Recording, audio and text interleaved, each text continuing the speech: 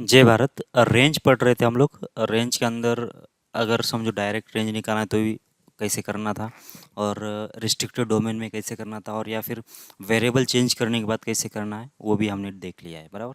ये जो टॉपिक है इसके लिए थोड़ी फार प्रैक्टिस की बहुत ज़रूरत है, क्योंकि इसके हिसाब से जो है ना, इसके क्वेश्चन जो है आपको आगे चल के फंक्शन में भी रेंज निकालने के लिए काम आएंगे। ठीक है, तो प्रैक्टिस करते रहो। तो फिर भी हम लोग कुछ क्वेश्चंस देख लेते हैं ये कंसेप्ट होने के बाद, तो आपको पता चल जाएगा। ठीक है ना। जैसे कि ये क्वेश्चन में बोला गया है, देखो, if x square plus x plus two whole square है minus a minus three x square plus x plus one x square plus x plus two और plus a minus four x square plus x plus one, ऐसा कुछ है। ठीक है, तब यहाँ से इसका एटलीस्ट वन रूट जो है ना, इस इक्वेशन का कम से कम एक रूट है, तो अपने को ये केवल निकाल देना है। ठीक है, तो कैसे निकालोगे, देखो, ये x square plus x plus two को अगर तुम एक्स मान रहे हो या फिर कुछ पी मान लो, x square plus x plus two को पी मान रहे हो, तो इक्वेशन कैसा है, ये पी स्क्वायर है। यहाँ पे क्या लिखा है, पी स्क्वायर लिखा है, माइनस ए माइनस थ्री का ए माइनस थ्री। यहाँ पे देखो x square plus x plus to तो है ना, तो इसका मतलब यहाँ पे पी तो है ये वैसे। फिर यहाँ पे कितना, x square plus x plus one भी है, x square plus x plus one भी है। तो इसका मतलब क्या होगा कि x square plus x plus one अगर लिखा हुआ है, तो इसको अगर क्यू मान लिया तुमने कुछ देर के लिए, x square plus x plus one को क्यू मान लो, तो यहाँ पे पी के साथ साथ क्यू भी लिखा हुआ है। ठीक है, फिर प्लस ए माइनस कितना होगा, फोर, ए माइनस फोर लिखा है, और इसके बाद ये x square plus x plus one लिखा है, मतलब क्या लिखा है, क्यू लिखा हुआ है, मतलब ये क्यू स्क्वायर लिखा हुआ है ऐसा। ठीक है, तो पी स्क्वायर माइनस हो जाएगा ए माइनस थ्री इंटू होगा पी क्यू, और प्लस हो जाएगा ए माइनस फोर क्यू स्क्वायर। ये है क्वाड्रेटिक इक्वेशन। बराबर ना, क्वाड्रेटिक इक्वेशन में लेकिन दो वेरिएबल के अंदर है, पी एंड क्यू के टर्म में। और ये है होमो, इसको बोलते हैं हम लोग, आगे चल के इसके बारे में बहुत डिटेल में पढ़ेंगे हम लोग, इसको बोलेंगे होमोजीनियस इक्वेशन। ठीक है, होमोजेनियस इक्वेशन इसलिए बोल रहे हैं क्योंकि जितनी जो भी टर्म्स है ना इसके अंदर, जितने भी टर्म्स है उसमें क्या है कि इसका एक्स का जो डिग्री है उस टर्म की वो कांस्टेंट है। देखो यहाँ पे कितना है, पी एक ही टर्म है, एक ही मतलब वेरिएबल है, इसका डिग्री कितना है, टू हो गया। यहाँ पे ये वेरिएबल नहीं है, ये तो कांस्टेंट है। हाँ? ये की वैल्यू निकालना पड़ेगा। वेरिएबल कौन सा है, पी एन क्यू है, तो पी का पावर वन क्यू का पावर वन, तो इसका एक और इसका एक टोटल मिला कितना हो गया, दो हो गया। यहाँ पे क्यू का पावर भी दो है, मतलब इस टर्म का भी डिग्री टू है, इस टर्म का भी डिग्री टू है, इस टर्म का भी डिग्री टू है। इसको इसलिए इसको क्या बोलते हैं, होमोजेनियस इक्वेशन बोलते हैं। ठीक है ना। और इसको सॉल्व करने का बहुत ही आसान तरीका है, क्या करो, क्यू स्क्वायर से डिवाइड कर लो। तो क्यू स्क्वायर से जब डिवाइड करोगे तो क्या बन जाएगा, ये P square by Q square हो जाएगा, तो इसको तुम लिख दो पी बाई क्यू, इसका होगा स्क्वायर। बराबर ना। फिर ए माइनस थ्री का ए माइनस थ्री, तो क्या होगा, क्यू स्क्वायर से जब डिवाइड कर लिया तो एक बार क्यू और एक बार क्यू कैंसिल होने के बाद पी बाई क्यू बचेगा, पी बाई क्यू। फिर बचेगा यहाँ पे ए माइनस फोर, और इसका आंसर कितना आना चाहिए, जीरो। मतलब ऐसा कोई इक्वेशन बन गया। तो पी बाई क्यू को क्या बोलेंगे, टी बोलेंगे। अब पी बाई क्यू को क्या सपोज कर लो तुम, पी बाई क्यू को टी जब सपोज करोगे तो कितना बन जाएगा, ये बन जाएगा t square minus a minus three into हो जाएगा टी, और प्लस हो जाएगा कितना, a minus four equals to zero. मतलब अब ये क्या बन गया कि सीधा सीधा एक क्वाड्रेटिक इक्वेशन बन गया टी के बीच में। ठीक है, अब इसका एक रूट, इसका एक एटलीस्ट वन रूट चाहिए, इसका मतलब इसका एटलीस्ट वन रूट चाहिए। बराबर क्या। अच्छा, यहाँ पे तो क्या था कि यहाँ पे एक्स क्या था, यहाँ पे एक्स के ऊपर कोई रिस्ट्रिक्शन नहीं था, एक्स तो कुछ भी था, यहाँ पे एक्स बिलोंग्स टू आर था। बराबर ना, एक्स के ऊपर कोई रिस्ट्रिक्शन नहीं था। लेकिन यहाँ पे अब एक्स के, ये इक्वेशन किसके अंदर है, एक्स के अंदर नहीं है ना, ये तो टी के अंदर है।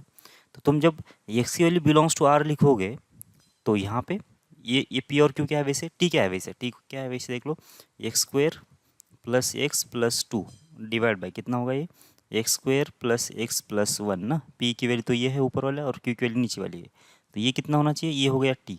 अब यहाँ पे जब एक्स वैल्यू कुछ भी रखोगे ना, तो टी कुछ भी नहीं आएगा, टी अब डिपेंड होगा, डिपेंडेंट बनेगा, किसके ऊपर डिपेंड होगा या फिर कितना होगा वो देखना पड़ेगा तुमको। तो कितना बनेगा, देखो ये मतलब तुमको इसका रेंज निकालना पड़ेगा, x square plus x plus two divide by x square plus x plus one का। समझ में आ रही बात आपको, क्योंकि एक्स की वैल्यू जब यहाँ पे रखोगे तुम, कुछ भी एक्स वैल्यू कुछ भी रखोगे, तो ये टी कितना आएगा वो तो पता करना पड़ेगा ना हमको। टी तो रियल नंबर तो नहीं है अभी, ऑल रियल नंबर तो नहीं ना, इसमें अंदर इसके अंदर जब एक्स की वैल्यू रखोगे, कुछ भी तुम वैल्यू रखोगे एक्स की, तो जब एक्स की वैल्यू रखने के बाद यहाँ पे जो टी के वैल्यू जाते जाएंगे वो अपने को ज़रूरत है, और उतना ही हम लोग यहाँ पे रखेंगे। ठीक है, तो इसका मतलब क्या हो गया कि तुमको अब x square plus x plus two divide by x square plus x plus one का रेंज निकालना पड़ेगा, वो टी के बराबर है। ठीक है, तो कैसे निकालना है, तो इसको इधर मल्टीप्लाई कर लो, क्रॉस मल्टीप्लाई कर लो इधर, ठीक है ना। फिर क्वाड्रेटिक बना दो एक्स के बीच में और बी स्क्वायर माइनस फोर इसी को गर्दान और इक्वल जीरो कर दो, वहाँ से क्या मिल जाएगा तुमको, टी का रेंज मिल जाएगा। बात समझ में आ रही है आपको? ठीक है, एक तो वो तरीका है।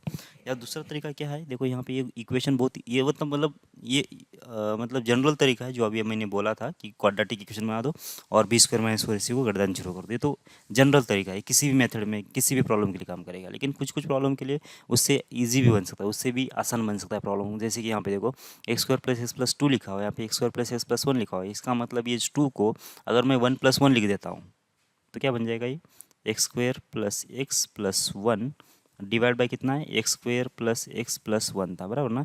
यहाँ पे प्लस वन लिखो या फिर इसको छोड़ के लिख दो, ये one upon x square plus x plus one ऐसा लिख दो, क्या फ़र्क पड़ने वाला है, दोनों तो सेम ही है ना। ये किसके बराबर है, टी के बराबर है, तो ये क्या होगा, ये तो वन हो गया। तो इसका मतलब कितना आएगा कि वन प्लस ये होगा one upon x square plus x plus होगा वन, और ये हो जाएगा टी के बराबर। समझ में आ रही है आपको बात? अब मतलब तुम्हारा इसका रेंज निकालना मतलब सिर्फ x square plus x plus one का रेंज निकाल दो और उसका रेसिप्रोकल कर लो और उसमें वन ऐड कर दो, ये हो जाएगा तुम्हारा टी का रेंज। ठीक है ना।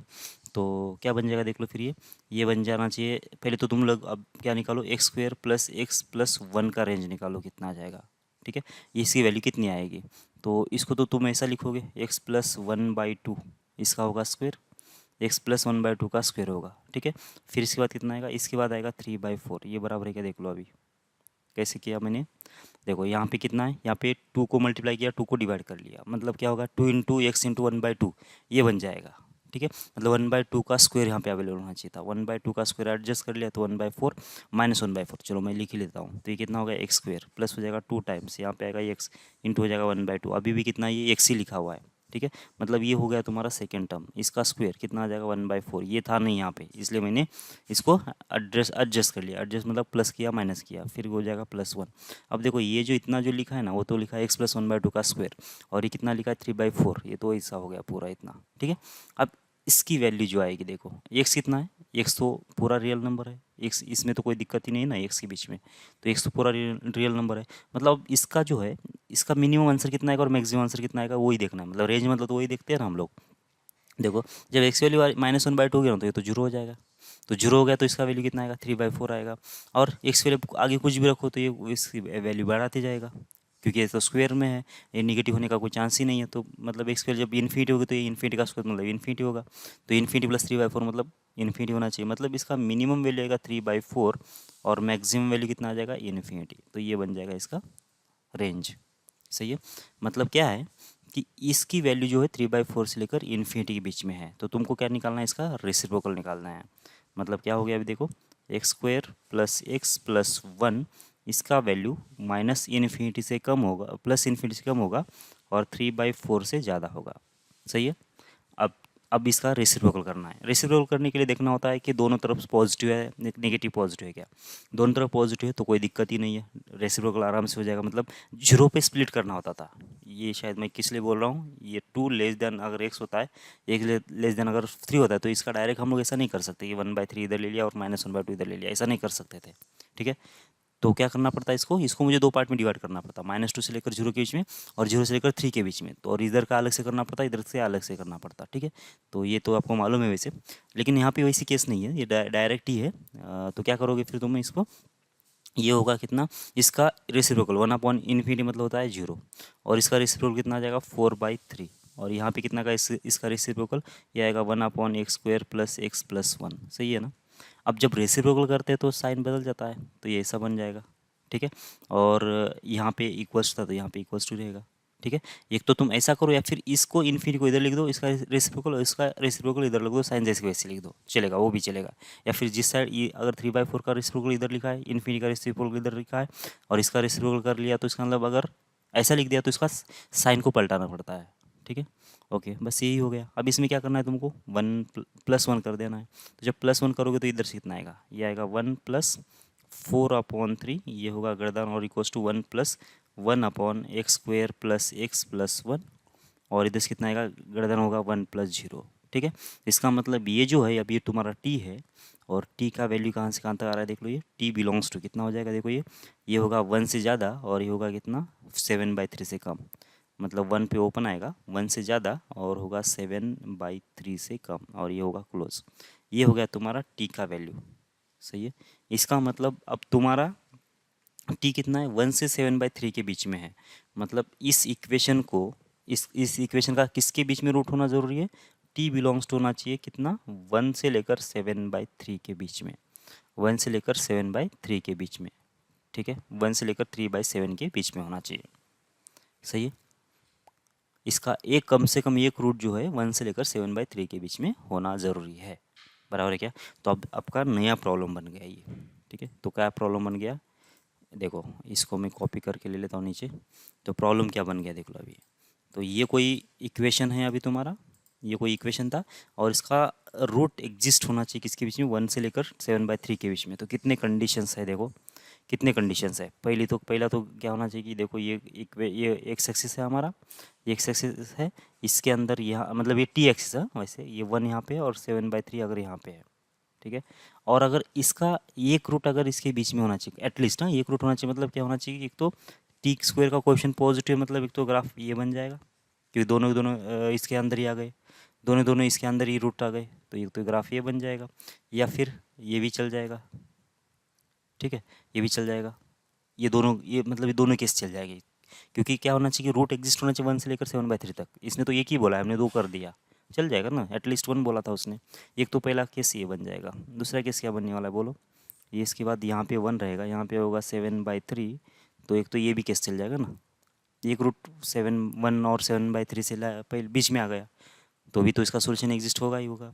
और तीसरी केस क्या होगा, इसका पहला रूट हमने 1 से 7/3 के बीच में ले लिया, तो ऐसा भी तो हो सकता है ना कि दूसरा रूट भी इसके बीच में आ सकता है। तो इसका मतलब क्या होगा कि यहाँ पे अगर 1 है, यहाँ पे अगर 7/3 है, तो इसका मतलब ये केस भी पॉसिबल है, दूसरा रूट जो है 1 और 7/3 के बीच में आ सकता है। तो ये 3 केसेस के लिए आपको सॉल्व करना पड़ेगा। समझ में आ रही बात आपको। ठीक है, ये बहुत लेंदी प्रोसेस हो गया इसे इसमें, लेकिन ये सारे केसेस में चल जाएगा। ठीक है, मतलब ये जो है अभी यही तरीका है इसको सॉल्व करने का। क्या करना पड़ेगा तुमको, पहले तो इस वेरिएबल्स को क्या करना पड़ेगा, रिड्यूस करना पड़ेगा और क्वाड्रेटिक में कन्वर्ट करना पड़ेगा। ये क्वाड्रेटिक नहीं है वैसे, इसका डिग्री 4 बन जाएगा। जब इसको सॉल्व करोगे ना तो डिग्री 4 बन जाएगा, तो 4 डिग्री का इक्वेशन बन जाएगा। तो तुमको क्या करना है कि क्वाड्रेटिक में कन्वर्ट करना है, तो इसका मतलब किसी को सपोज करना पड़ेगा। तो किसको सपोज किया तुमने, x² + x+2 divide by x² + x+1 को टी सपोज कर लिया। तो जब इसको टी सपोज कर लिया तो इक्वेशन क्या बन गया ये। ठीक है, तो अब ये इक्वेशन बन गया, तो इसका एटलीस्ट 1 रूट चाहिए। ठीक है ना, एटलीस्ट 1 रूट चाहिए। तो यहाँ पे टी बिलोंग्स टू आर नहीं है, ये ध्यान में रखो, टी की वैल्यू कितना नहीं है, आर नहीं है, टी कितना है वो निकालना पड़ेगा। कितना है, तो ये टी की वैल्यू पहले कितना है, एक्स के टर्म में ये है, एक्स कितना है, एक्स बिलोंग्स टू आर है। इसका मतलब एक्स जब इसमें रख देंगे पूरे रियल नंबर्स, तो टी की कितनी पॉसिबल वैल्यूज आ सकती है वो पहले निकालना पड़ेगा।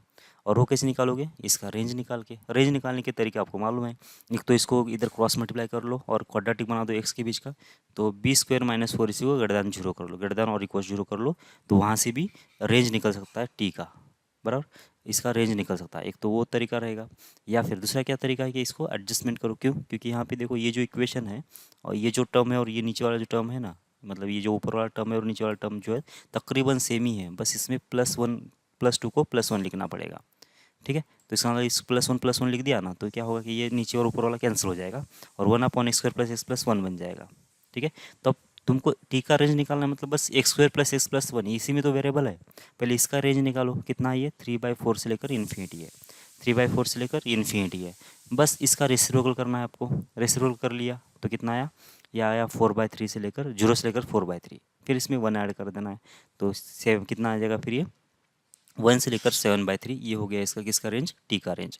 तो तुमको क्या करना पड़ेगा फिर, इस इक्वेशन का एक एटलीस्ट 1 रूट ये 1 से लेकर 7/3 के बीच में होना चाहिए, इसके लिए तुमको सॉल्व करना पड़ेगा। तो इसके लिए जब सॉल्व करना है तो देख लो क्या करोगे तुम, इसके ग्राफ बना लोगे। पहला ग्राफ तो ये होगा कि 1 और 7/3 के बीच में दोनों दोनों रूट आ सकते हैं, तो भी एटलीस्ट 1 रूट तो हो ही गया ना। फिर दूसरा दूसरा केस क्या होगा, ये पहला रूट अगर एक रूट अगर इसके बीच में आता है तो भी चल जाएगा, उसने एटलीस्ट एक ही बोला है। और यहाँ पे भी ये भी केस चलेगा, मतलब एक तो ये केस या फिर ये केस, एक सिंगल रूट के लिए, और 2 रूट के लिए ये होगा। ठीक है, तो तुम अब इसके बाद तो पता है तुमको क्या करना है, इसके कंडीशन बना लो, सॉल्व कर लो। ठीक है, मैं एक और मेथड बोल देता हूँ, तो आप इससे सॉल्व कर लो और उसके साथ आंसर मैच कर लो। ठीक है ना, तुम लोग को पहले इसको सॉल्व ही करो, अभी तुरंत सॉल्व कर लो, फिर वीडियो को पॉज करके सॉल्व कर लो, और सॉल्व करने के बाद जो मैं दूसरी मेथड बोल रहा हूँ उसके साथ आंसर टैली कर लेना। ठीक है, ओके।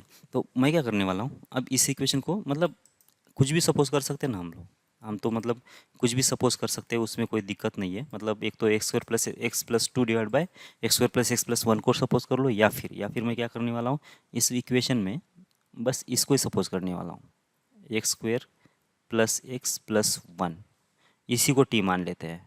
ठीक है, तो इसका मतलब अगर इसको t मान रहे हैं तो t की वैल्यू कितना होगी बोलो। अभी तो हमने इसका निकाला, x² + x + 1 का रेंज कितना आएगा, ये आ जाएगा 3/4 से लेकर इन्फिनिट तक। सही है, अभी अभी निकाला ये, इसका रेंज कितना आएगा 3/4 से लेकर इन्फिनिटी। अगर नहीं समझ में आ रहा है तो टी को इधर लेके आओ, x² + x + 1, x² + x + 1 minus T equals to 0 हो जाएगा ये। और उसके लिए क्या करना पड़ेगा तुमको, b² - 4 इसी को गठदान और इक्वल्स टू 0 करना पड़ेगा, तो भी टी की वैल्यू निकल जाएगी आपको। ठीक है, तो ये बन जाएगा। ओके, इसके बाद क्या, टी तो मिल गया। अभी ये क्या है देख लो, ये है कितना, t+1 है। समझ में आ रही है आपको बात, क्योंकि x² + x + 1 को तो t मान लिया हमने, और ये +2 था तो इसका मतलब 1 इसमें से निकाल देना पड़ेगा, तो t+1 होल स्क्वायर हो जाएगा, माइनस ये कितना हो जाएगा, ये -3। ठीक है, अब यहाँ पे कितना आएगा, x² + x + 1, तो ये कितना बन जाएगा, t। सही है, इसके बाद x² + x + 2 को क्या लिखोगे तुम, t+1। ठीक है, प्लस इधर से कितना आ जाएगा, ये -4, बराबर ना, तो ये -4 होगा ये। फिर इसके बाद x² + x + 1, इसका मतलब कितना, ये t² है और इक्वल्स टू जाएगा 0। सही है, अब इसके बाद क्या होगा, इसके बाद क्या, सॉल्व कर लो। अब इसको कितना हो जाएगा, देखो ये होगा t² प्लस हो जाएगा 2t और प्लस हो जाएगा 1। ठीक है, इसके बाद ये -3 का ये -3, इसके बाद कितना होगा t² और प्लस हो जाएगा t। सही है, इसके बाद यहाँ पे कितना आएगा, a-4 इंटू कितना होना चाहिए, t², बस इतना है ना, इसमें तो कोई दिक्कत ही नहीं है, इक्वल्स 0 होगा। देखो t² कहाँ कहाँ पे है, एक तो यहाँ पे है, एक तो यहाँ पे है और एक यहाँ पे है। तो t² को जो कॉमन ले लिया, t² को कॉमन ले लिया तो यहाँ पे बच गया 1। यहाँ पे कितना बचेगा, -3, बराबर ना, यहाँ से ये बचेगा। फिर यहाँ से कितना आएगा, +a-4, ये बन गया। ठीक है, ये हो गया t² का कोएफिशिएंट। ओके ना, इसके बाद t का, तो t कहाँ पे, यहाँ पे भी है t, तो t इसके बाद कितना है, ये इसका कोएफिशिएंट कितना है, 2 है, बराबर। इसके बाद यहाँ पे कितना आएगा देख लो, यहाँ पे आएगा -a-3। ओके, और यहाँ पे तो कुछ है ही नहीं, तो बस इतना ही बनेगा ये। और इसके बाद कांस्टेंट कितना है यहाँ पे, +1 है, और यहाँ पे तो कुछ है नहीं, तो +1 का +1 रहेगा और इक्वल्स होगा 0। सही है, देखो अब क्या बनेगा, तो यहाँ पे जो है ये t² का t² हो गया। देखो ये होगा 1 - a + 3, और इधर से कितना आ जाएगा, +a-4। देख लो ये जो +a -a कैंसिल, 1 + 3 4 और -4 ये भी कैंसिल हो जाएगा। मतलब ये टोटल कोएफिशिएंट 0 हो गया, मतलब ये टर्म तो निकल ही गया। इसके बाद कितना होगा देख लो, ये t टाइम्स कितना होना चाहिए, देखो ये होगा शायद 5 माइनस हो जाएगा a। ठीक है ना, ये प्लस प्लस हो जाएगा और ये माइनस ये हो जाएगा, तो 2 + 3 हो जाएगा 5, प्लस हो जाएगा 1 और इक्वल 0।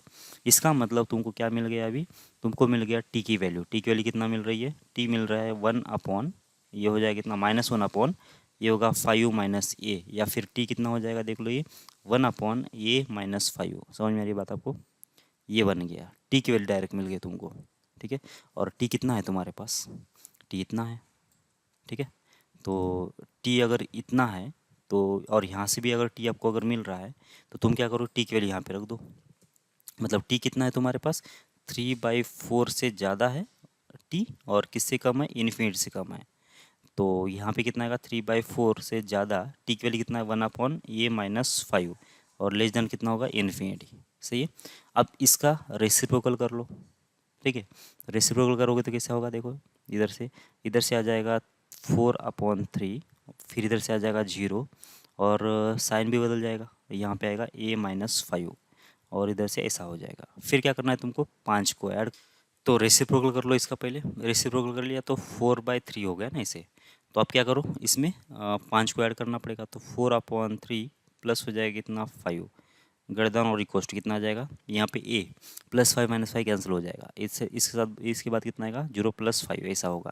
तो कितना हो गया, 15 + 4 कितना आ जाएगा, 19/3, और इसका आंसर कितना आएगा, गर्दन और इक्वस्ट a, और इधर से कितना आ जाएगा, 5 ऐसे आएगा।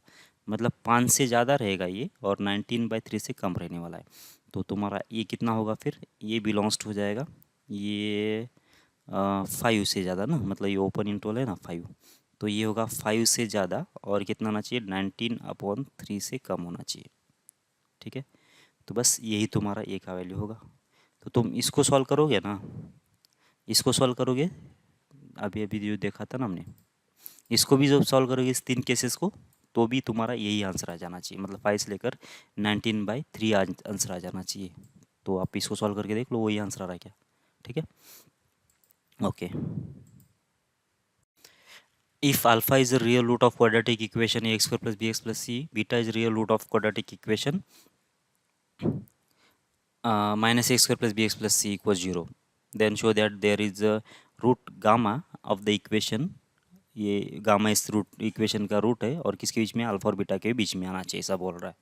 ठीक है, इस पहले स्टेटमेंट से क्या पता चल रहा है, अल्फा अगर इसका रूट है तो मतलब क्या होना चाहिए कि ये alpha square plus B into alpha plus C equals to 0, ये होना चाहिए पहला, ये तो पहली कंडीशन हो गई। फिर दूसरी कंडीशन क्या, बीटा अगर इसका रूट है मतलब क्या आना चाहिए, माइनस ये बीटा स्क्वायर प्लस हो जाएगा कितना, बी इंटू बीटा प्लस हो जाएगा सी और इक्वल्स हो जाएगा 0। ठीक है, ओके। अब इसके बाद, अब ये जो इक्वेशन है, ये जो इक्वेशन है उसका जो रूट है अल्फ़ा और बीटा के बीच में, ऐसा बोल रहा है। तो ये अगर नंबर लाइन है, यहाँ पे अगर तुम्हारा अल्फ़ा है और यहाँ पे अगर बीटा है, ठीक है, तो यहाँ पे अगर अल्फ़ा है और यहाँ पे बीटा है, अब ये बाई टू पॉजिटिव है या निगेटिव है हमसे कोई संबंध नहीं है, उससे कोई संबंध नहीं है अपने को। ठीक है, क्योंकि उसका एक रूट जो है ना इसके बीच में है, ये हमको बताना है, ये है गामा इसका।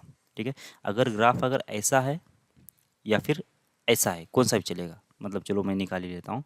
ठीक है, ग्राफ ऐसा भी हो सकता है इस टाइप का, ठीक है, या फिर कैसा हो सकता है, ऐसा भी हो सकता है दूसरा इस टाइप का, नीचे ऊपर होने दो या फिर ऊपर होने दो, अपने कुछ लेना देना नहीं है, बस अपने को ये बताना है कि इसका जो ये एक रूट है इसके बीच में है। ठीक है, दोनों भी केस के लिए देखो, चलो ये हटा दे दो यहाँ से, तो देखो इस वाले केस में क्या होगा, अगर अल्फा और बीटा के बीच में अगर ये एक रूट है तो एफ ऑफ अल्फा कितना होना चाहिए, ये होना चाहिए ग्रेटर देन 0, और एफ ऑफ बीटा कितना होना चाहिए, ये होना चाहिए लेस देन 0।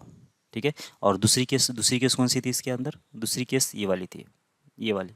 ठीक है, अब इस वाले केस में कैसा है कि एफ ऑफ अल्फा कैसा होगा, निगेटिव होगा, मतलब एफ ऑफ अल्फा जो होगा वो निगेटिव होगा और एफ ऑफ बीटा जो होगा पॉजिटिव होगा। बराबर क्या, मतलब ऑलवेज क्या होगा कि दोनों का साइन जो है ना, दोनों भी केसेस में दोनों का जो साइन जो होगा एफ ऑफ अल्फा की और वैल्यू का और एफ ऑफ बीटा की वैल्यू का, दोनों अपोजिट रहेगा। और ऐसे वाले केस में हम लोग कंडीशन कैसे लिखते हैं, ऐसे वाले केस में हम लोग कंडीशन लिखते हैं दोनों के प्रोडक्ट के फॉर्म में, तो f of alpha into f of beta, इन दोनों का प्रोडक्ट कितना होना चाहिए, लेस देन 0 होना चाहिए। तो बस अब तुम्हारी ये कंडीशन आने दो, ये कंडीशन होने दो या फिर ये कंडीशन होने दो, दोनों को भी ये कवर कर रहा है। ठीक है, बस यही तो कंडीशन होना चाहिए। तो एफ ऑफ अल्फा निकालो और एफ ऑफ बीटा निकाल दो, तुम्हारा F of alpha, F of x कौन सा है, ये वाला एफ ऑफ एक्स है, बराबर ना।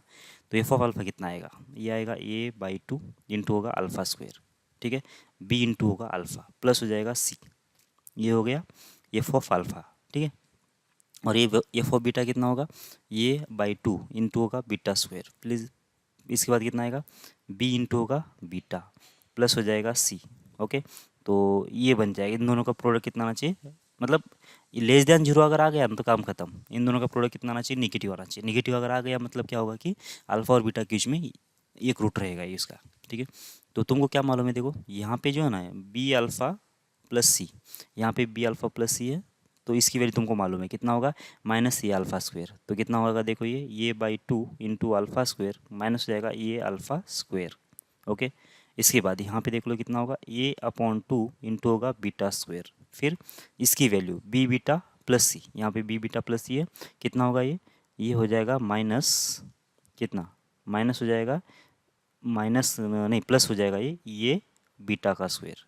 ठीक है, बस इतना बनेगा। अब देख लो कितना हो रहा है ये/2 माइनस ए कितना होगा, a/2 माइनस मतलब होगा माइनस a/2 इंटू होगा अल्फा स्क्वायर। ठीक है, ये अल्फा स्क्वायर कॉमन ले लो, a/2 माइनस ए कितना होगा, माइनस a/2 होगा ना, और यहाँ पे कितना होना चाहिए, इस साइड से कितना होगा, यहाँ से आएगा शायद 3/2 इंटू ये बीटा स्क्वायर ऐसा होगा। ठीक है, अब देखो इसका आंसर कितना आएगा, तो यहाँ पे होगा -3/4 इंटू ए स्क्वायर, यहाँ पे अल्फा स्क्वायर इंटू होगा बीटा स्क्वायर, ऐसा बन गया। और सीधी सी बात है, यहाँ पे जो नंबर्स है सारे स्क्वायर के फॉर्मेट में है, ये स्क्वायर है, अल्फा स्क्वायर है, बीटा स्क्वायर है, और ये अल्फा और बीटा और ये सारे रियल नंबर्स है। इसका मतलब इसका स्क्वायर भी क्या होगा कि रियल स्क्वायर भी क्या होगा, स्क्वायर भी उसका क्या होना चाहिए, पॉजिटिव नंबर होना चाहिए, उसका स्क्वायर पॉजिटिव होगा। और यहाँ पे लिखा है कितना, माइनस, इसका मतलब क्या होगा, ये ऑलवेज लेस देन 0 होगा। बराबर ना। ये तीन, ये जो नंबर है, ये जो प्रोडक्ट होगा ये लेस देन 0 होगा, और लेस देन 0 होगा इसका मतलब अल्फा और बीटा के बीच में इसका एक रूट होगा। वही तो हमको प्रूफ करना था कि इन दोनों का प्रोडक्ट जो है लेस देन 0 होना चाहिए, तो प्रूफ करना था हमको, और ये प्रूफ हो गया। ठीक है, तो बस ऐसे ही, ऐसे करना है आपको। ठीक है, ओके। अब ये क्वेश्चन देख लेते हैं। For what values, what real values of A do the roots of equation, ये ऊपर वाला equation lie between the roots of equation, ये नीचे वाला, मतलब इसके जो रूट्स है, ये जो इक्वेशन है ऊपर वाला जो लिखा गया है उसके जो रूट्स आएंगे, और ये जो नीचे वाला जो इक्वेशन आएंगे उसके रूट्स के बीच में कंपैरिजन दिया गया है। तो क्या कंपैरिजन है, आइए देख लेते हैं। ये होगा समझो एक्स एक्सिस, ठीक है ना, और ये जो ऊपर वाला जो ग्राफ होगा ना उसका समझ मान लेते हैं ऐसा है। क्यों? क्योंकि इसका एक्स स्क्वायर का जो कोएफिशिएंट है कैसा है, पॉजिटिव है, मतलब यही होना चाहिए। दो रूट्स किसके बीच में हो गए, दो रूट जो है ऐसे है, ऐसा मान लेते हैं, ठीक है ना। इसके बाद ये जो नीचे वाला जो इक्वेशन होगा ना उसके रूट्स कैसे होना चाहिए, उसके रूट्स इसके बाहर होना चाहिए ऐसे। तभी तो क्या होगा कि इन दोनों के बीच में, इन दो रूट के बीच में क्या आएगा, इस वाले इक्वेशन के रूट्स आ जाएंगे, ऐसा बोला गया है। ठीक है, तो क्या करना पड़ेगा, सीधी सी बात है, इसका जो रूट आएगा अल्फ़ा और इस जो रूट आएगा बीटा, तो अल्फ़ा और बीटा जो है ये जो दो रूट्स आएंगे उसके बीच में होना चाहिए, ऐसा बोला गया है। ठीक है, तो कंडीशन मान लो फिर। तो ये अल्फ़ा और बीटा निकाल सकते हैं क्या, देख लो। तो ये इक्वेशन है x square minus two into हो जाएगा एक्स, माइनस हो जाएगा ये स्क्वायर माइनस वन है ना, तो इसके फैक्टर बना दो, ये -1 ये +1, ठीक है, और इक्वल 0 हो गया। अब देख लो इन दोनों का जो क्या होना चाहिए, एडिशन सब्ट्रैक्शन -2 आना चाहिए। समझ में आ रही बात आपको?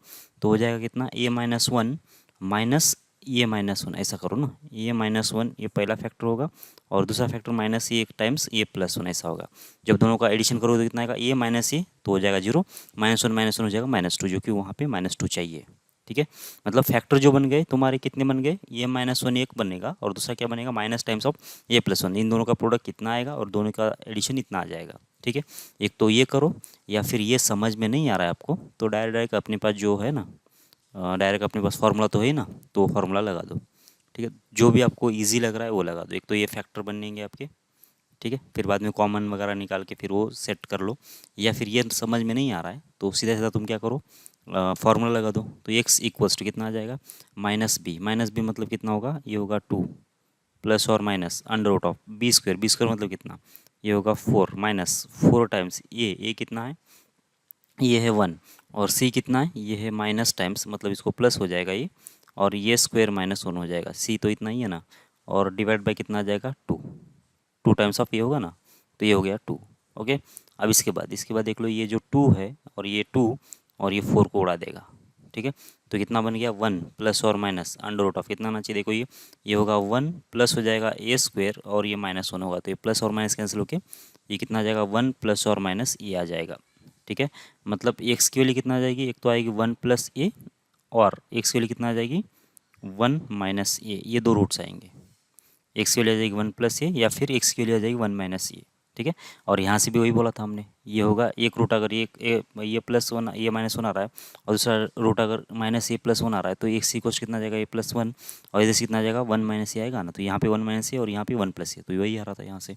मतलब जो रूट्स है कैसे है तुम्हारे, ये पहला रूट है 1 माइनस ए वाला, और दूसरा रूट कौन सा है 1 प्लस ए वाला। ठीक है, अगर इस इक्वेशन के रूट्स इन दोनों के बीच में है, इसका मतलब ये होगा कि यहाँ पे जो फंक्शनल वैल्यू आ जाएगी वो हमेशा नीचे मिलने वाली है, और यहाँ पे जो फंक्शनल वैल्यू आएगी वो भी हमेशा नीचे मिलने वाली है। इसका मतलब क्या होगा, अगर तुम इसके अंदर किसके अंदर रखोगे, इस रेड वाले ग्राफ, ये रेड वाला ग्राफ किसका है वैसे, इस इक्वेशन का है। ठीक है ना, मतलब मैं इसको लिख के देता हूँ यहाँ पे, तो ये किसका इक्वेशन है, एक्स स्क्वायर माइनस कितना आ जाएगा 2 टाइम्स आएगा ये +1, फिर आएगा प्लस ये टाइम्स हो जाएगा a-1, ये होगा इक्वल्स टू 0, ये होगा नीचे वाला ग्राफ।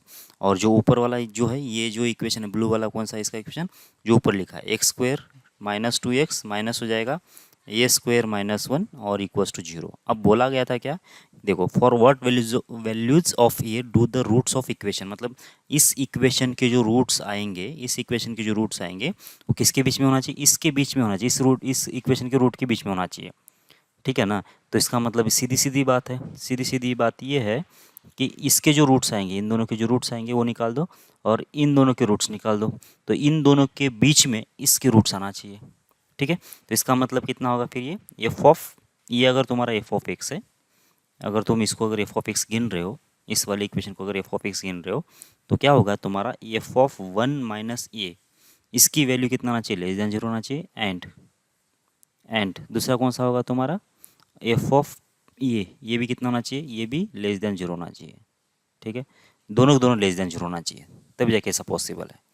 ठीक है, तो एफ ऑफ वन, अच्छा एफ ऑफ ये नहीं, ये वन प्लस ये कितना होगा, वन प्लस ये होगा इसे। तो एफ ऑफ वन माइनस ये भी लेस देन जीरो होगा, और एफ ऑफ वन प्लस ये भी लेस देन जीरो ही होगा। ठीक है, तो बस ये एफ ऑफ वन माइनस ये कितना है देख लो, तो यहाँ पे आएगा वन माइनस ए, इसका होगा स्क्वायर, वन माइनस ए इसका होगा, ये होगा स्क्वायर, फिर आएगा माइनस टू टाइम्स, इधर से कितना आएगा ए प्लस वन। ठीक, प्लस हो जाएगा ए इंटू ए प्लस वन, और इसका आंसर कितना आना चाहिए, लेस देन जीरो। ये होगा तुम्हारा पहला इक्वेशन, पहला इनइक्वालिटी बराबर। और दूसरा यहाँ पे कितना आएगा, यहाँ पे बीच में एक्स नहीं था क्या, यहाँ पे भी एक्स होना चाहिए ना यार, यहाँ पे भी एक्स होना चाहिए। तो यहाँ पे देख लो, यहाँ पे रख दो एक्स, कितना हो जाएगा फिर ये हो जाएगा वन माइनस ये, ऐसा।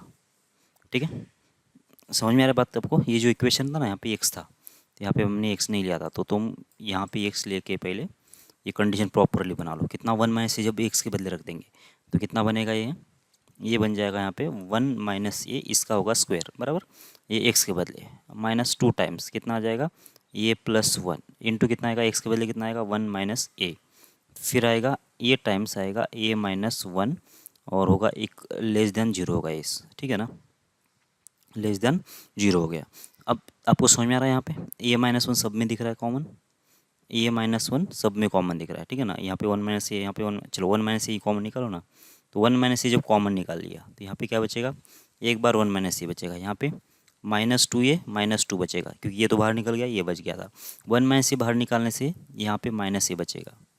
ठीक है, और ये लेस देन जीरो होगा। ठीक है, अब कितना होगा, ये होगा वन माइनस ए इंटू कितना आना चाहिए, देखो ये होगा minus a minus two A minus ए, कितना होगा माइनस फोर ए, और ये वन माइनस टू कितना होगा माइनस वन, तो कितना आना चाहिए माइनस वन, माइनस होगा फोर ए।